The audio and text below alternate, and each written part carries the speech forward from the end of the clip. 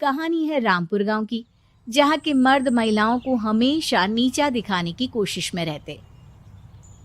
अरे अभी तक खाना नहीं आया क्या? मुझे एक और शादी करने की जरूरत है। नहीं जी नहीं, ऐसा मत करना, वरना मैं कहाँ जाऊंगी। खाना लेकर मैं अभी आई जी। गांव की पंचायत में भी फैसले हमेशा औरतों के खिलाफ ही रहते। मैं जो फैसला सुनाता हूँ वो भगवान की आज्ञा होती है। इस लड़के ने अपने मन से शादी करके अच्छा नहीं किया। लड़के को घर भेज दो और इसकी शादी इसकी जाति की किसी लड़के से करवा दो। लेकिन ये लड़की, इसे तो गांव के बाहर निकाल दो। नहीं नहीं जमींदार साहब, ये क्या बोल रहे हैं? ऐसा नहीं हो सकता। मेरी बेटी मासूम है, इसे अच्छे बुरे की समझ नहीं है। अरे कहाँ जाएगी ये बेचारी? कहाँ जाएगी? इतनी चिंता है तो पूरे परिवार का गांव निकाला कर देते हैं। बेचारे पूरे बसे बसाए परिवार को गांव छोड़ना पड़ता है। चाहे जो हो, अगर बेटियों को कंट्रोल नहीं कर सकते तो गांव में रहने का कोई मतलब नहीं है। यहाँ औरतों को दब कर रहना होगा। कोई भी अपने हिसाब से कुछ नहीं कर सकता, सब ईश्वर की मर्जी से ही होगा। तभी गांव का एक आदमी दौड़ा दौड़ा आता है। सरपंच साहब, जमींदार साहब, वो कालिया है ना, उसकी बेटी पढ़ने के लिए शहर जा रही है। अच्छा, ये कब हो गया? और कालिया की हिम्मत कैसे हो गई ऐसा करने की? लेकर आओ उसे और उसकी बेटी को। बस फिर क्या था, हाजिर हो जाते हैं कालिया और उसकी बेटी सरपंच के सामने। अरे कालिया, ये क्या सुनने में आ रहा है? बेटी को इंजीनियर बना रहा है तू? और ये बता, गांव में तो स्कूल नहीं है, फिर कहां से इतनी क्लास पास कर गई तेरी बेटी? राधा, जो कि कालिया की बेटी है, उसे लगता है कि सरपंच उसकी तारीफ कर रहे हैं। सरपंच जी, मैंने ऑनलाइन पढ़ाई की है, डिस्टेंस लर्निंग से। सभी में मैंने अच्छे नंबर पाए हैं, जिसे देखते हुए शहर की इंजीनियरिंग कॉलेज में मुझे स्कॉलरशिप मिली है। वाह जी वाह, क्या होती है ये? पहले तो ये बताओ, फिर आगे की बात करते हैं। पूरा गांव राधा की बात सुन रहा था और राधा बोलती जा रही थी। तो ऐसे मैं फ्री में एक अच्छी शिक्षा लेकर गांव में जो कुछ परेशानियां हैं, जैसे बिजली, पानी और इंटरनेट जैसी समस्याओं के लिए काम करूंगी। मैं गांव को शहर से जोड़ने के लिए पुल का निर्माण करवाने का प्रस्ताव रखूंगी। मुझे पूरी उम्मीद है कि जल्द ही हमारा गांव भी तरक्की की राह पर चल पड़ेगा। राधा की बात सुनकर सारे गांव वाले ताली बजाने लगते हैं। सरपंच को समझ नहीं आता कि वो क्या करे। चुप रह नादान लड़की, गांव के खिलाफ जाने के लिए तुझे गांव से बेदखल कर दिया जाएगा, वो भी पूरे परिवार के साथ। और हाँ, अगर ठीक से गांव में रहना चाहती है तो ये पढ़ाई लिखाई छोड़ दे।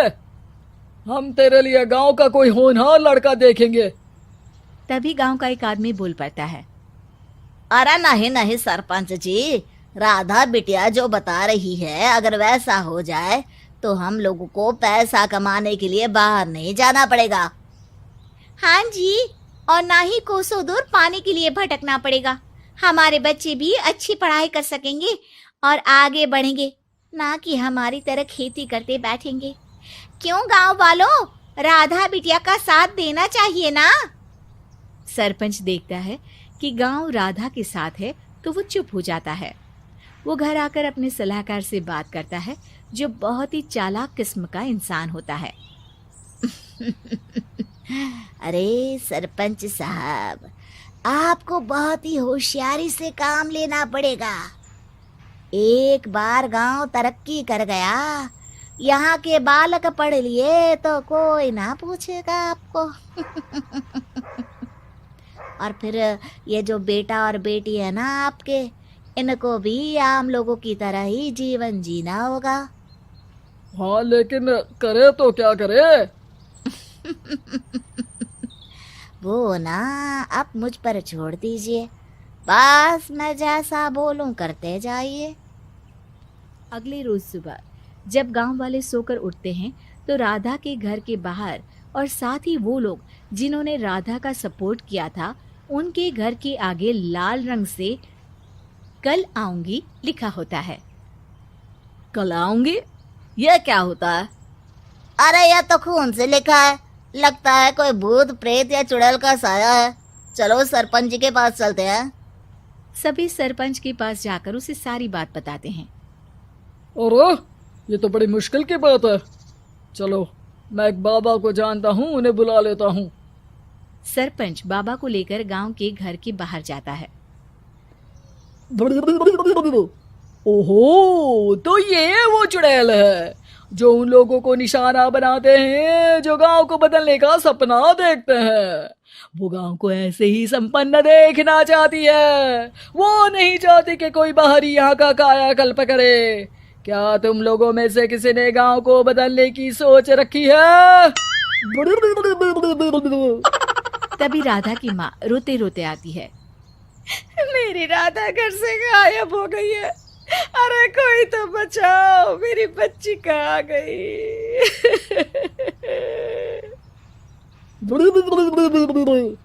ले गई वो चुड़ैल, तेरी बच्ची को ले गई।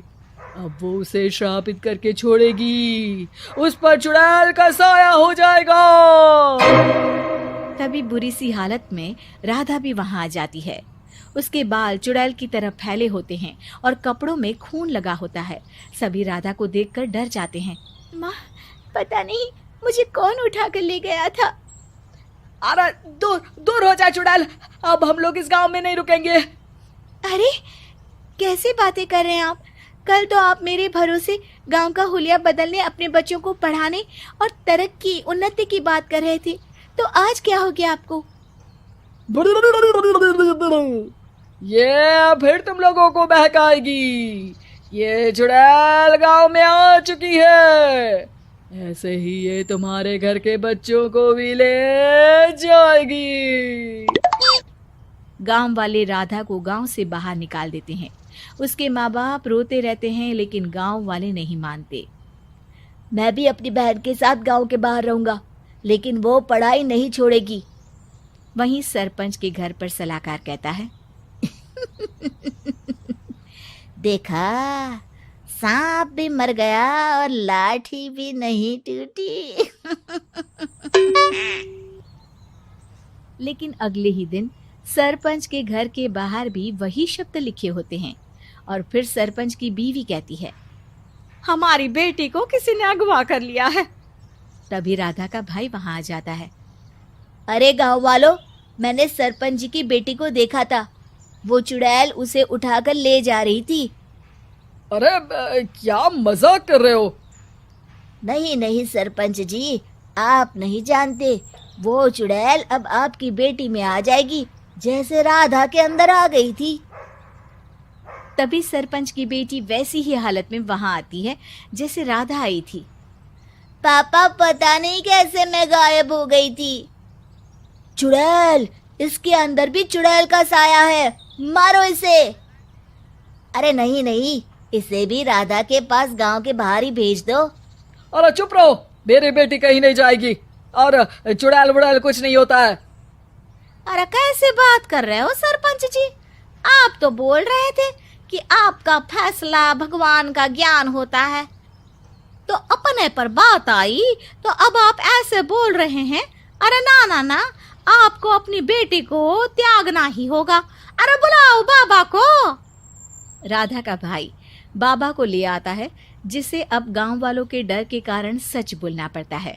मैं कोई बाबा नहीं हूँ, मैं तो मोची था। ये सलाहकार महोदय ने मुझे कहा था एक्टिंग करने को। अब वो मुझे पैसे देने वाले हैं। अब मुझे माफ कर दो। गलती हो गई, मुझे माफ कर दो। तभी वहां राधा आ जाती है। देखा सरपंच जी, जब गांव के बच्चे साक्षर होंगे तो आप जैसे लोगों की चालाकी नहीं चलेगी।